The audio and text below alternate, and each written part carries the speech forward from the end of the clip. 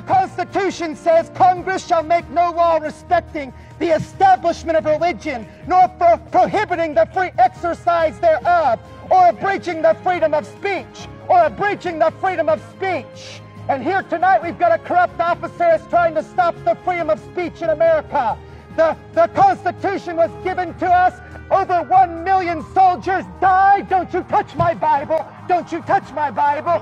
Over 1 million soldiers bled and died for this Constitution and the Bill of Rights that I have in my hand.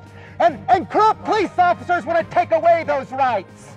And can I tell you here today, when I stand here on the blood of 1 million soldiers, Marines, Navy, Air Force, and Coast Guard who bled to give us the freedom of speech and the freedom of religion. And you're going to have to pull that Bible and that Constitution from my cold, dead hands.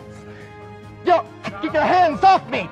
You're unlawful. You are corrupt. You are corrupt. You are corrupt. You have no right to do what you're doing. Stop twisting my arm. Stop twisting my arm. Stop twisting my arm. Washington said if the freedom of speech is taken away, then we will be led like sheep to the slaughter.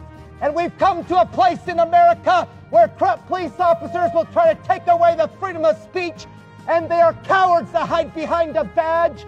They're cowards that hide behind a gun, and they are bullies of the New World Order.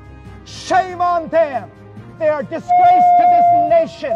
They are disgrace to every soldier that has bled and died. They are disgrace to this country we call America.